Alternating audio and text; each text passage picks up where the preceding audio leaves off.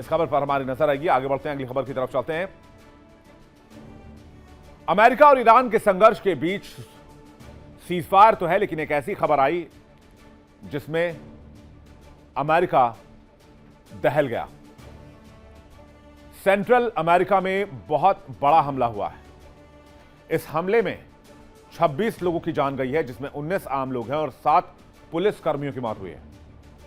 इस घटना के बाद अमेरिका में दहशत का माहौल है।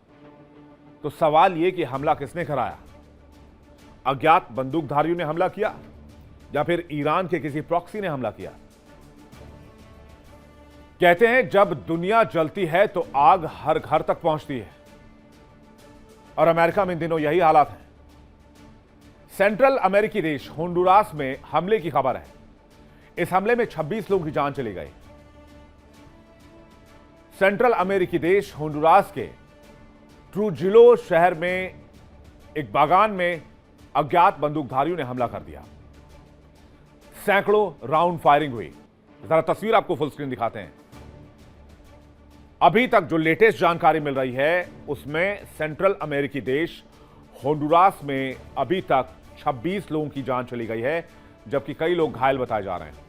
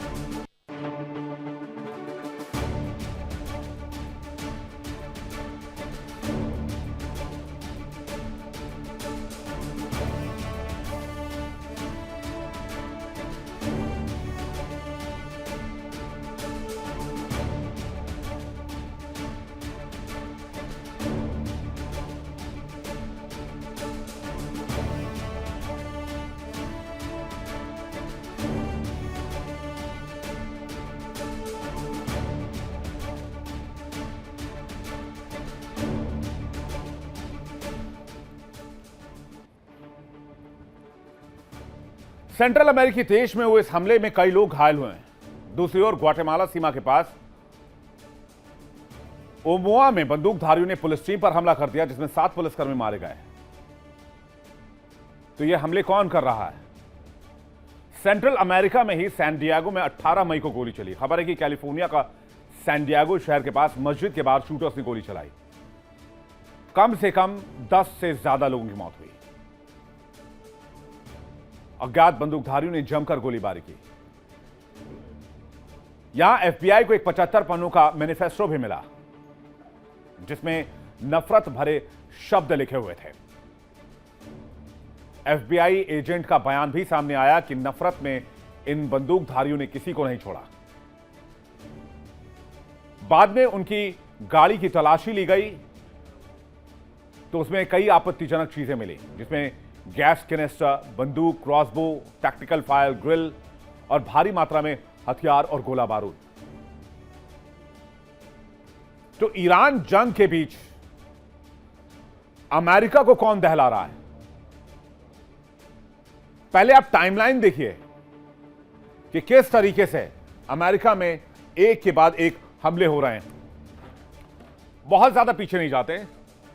18 मई 2026 होंडुरास में सेंट्रल अमेरिकी देश में 2 जगहों पर गोलीबारी हुई। इससे सेंट्रल अमेरिका में दहशत हो गई। 26 लोग मारे गए, 7 पुलिसकर्मी घायल हुए। 18 मई 2026 कैलिफोर्निया के सैन डिएगो मस्जिद पर हमला हुआ। 2 हमलावरों ने मस्जिद में घुसकर अंधाधुंध फायरिंग की। 10 से ज्यादा लोगों की मौत हो गई। 16 मई 2026 टेक्सास की राजधानी ऑस्टिन में फायरिंग हुई। अंधाधुंध और रैंडम फायरिंग में 4 लोग घायल हो गए। 5 मई 2026 टेक्सास के कैरोल्टन में जमकर गोलीबारी हुई। गोलीबारी की घटना में 2 लोगों की मौत हो गई। फायरिंग में कई लोग घायल हुए। 4 मई 2026 वॉशिंगटन डीसी में नेशनल मॉल में शूटिंग हुई। व्हाइट हाउस परिसर के पास गोलीबारी की घटना ने सीक्रेट सर्विस के एजेंट्स को हिलाकर रख दिया।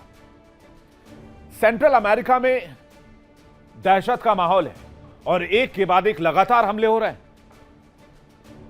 अमेरिका कह रहा है ये अज्ञात बंदूकधारी हैं, ये नफरती लोग हैं, लेकिन क्या ये ईरान के प्रॉक्सीज हैं?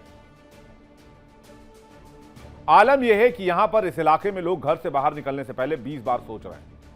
जबकि ऐसी स्थिति पहले नहीं थी, खास करके डोनाल्ड ट्रंप के सेकेंड रिजीम में, जब से दूसरा कार्यकाल शुरू हुआ है और स्पेशली जब से ईरान पर हमले शुरू हुए हैं, तब से इस तरह की घटनाएं आम हो गई हैं। आपको याद होगा कि कुछ समय पहले यानी करीब 23 मार्च को अमेरिका में घटना हुई। अमेरिका के न्यूयॉर्क के लागार्डिया एयरपोर्ट पर एयर कनाडा एक्सप्रेस का एक विमान रनवे पर मौजूद ग्राउंड वाहन से टकरा गया, जिसके बाद यहां पर विमानों की आवाजाही को रोकना पड़ा। इस हादसे में 100 से ज्यादा यात्री घायल हुए, जबकि दोनों पायलट की मौत हो गई। बाद में खबर यह छन कर आई कि ट्रक चालक ईरान का समर्थक था और वो अमेरिका के लोगों से, खासकर अमेरिकी प्रशासन से नफरत करता था। अब चलिए आपको 2026 की घटनाओं के आंकड़ों को भी दिखा देते हैं, खासकर तब जब ईरान और अमेरिका के बीच जंग शुरू हुई और वेनेजुएला से मादुरो की गिरफ्तारी हुई। आइए इन आंकड़ों पर नजर डालते हैं। 2026 में शूटिंग की घटनाएं 120 से ज्यादा हो चुकी हैं अमेरिका में। डोनाल्ड ट्रंप से उनका देश ही नहीं संभल रहा है, वो पूरी दुनिया में शांति की बात करते हैं। अब तक 130 से अधिक लोग अमेरिका में मारे जा चुके हैं, सिर्फ इस साल की बात कर रहा हूं। 460 से ज्यादा लोग घायल हुए हैं। सबसे प्रभावित स्थान ऑफिस, स्कूल, सार्वजनिक क्षेत्र। तो सवाल यह है कि क्या ईरान के समर्थक अमेरिका में गोलीबारी कर रहे हैं और इस बात को अमेरिका दबाने की कोशिश कर रहा है, क्योंकि अमेरिकी सिक्योरिटी फोर्सेस की नाकामी है।